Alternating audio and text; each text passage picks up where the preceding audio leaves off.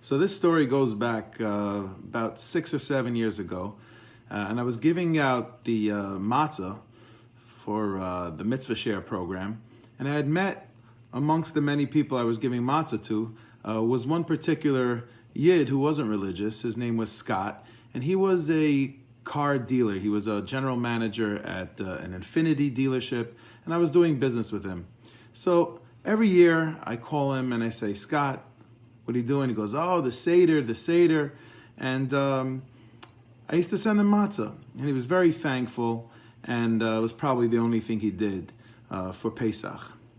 So I do this for like 3 years, and then one day he calls me, and I say, Scott, how you doing? And he says, well, my wife, we just had twin boys. I just had twin baby boys, and I need a moil. Mendy, I need a moil. I'm thinking to myself, a moil, who do you send down there? This guy lives in Linden, New Jersey.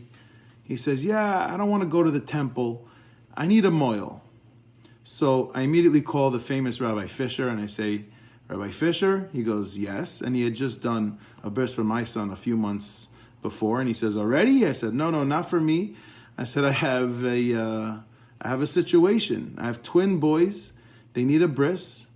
The parents are fry. And he says, no problem. He was more than helpful.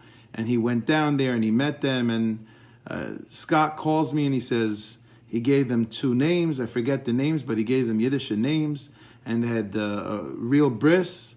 And it was amazing for me to see that when you give one person a little something, like mail them a $15 box of matzah, how it can result in 2 Yiddish neshamas getting a bris, and how important it was for Scott, where he knew that the one Jew, Mendy, who sends a matzah, really cared about him and was the right person to ask for advice on something this important. And afterwards, Scott was crying to me on the phone, and he said, you know, Mendy, this was the most Jewish thing I feel I've ever done.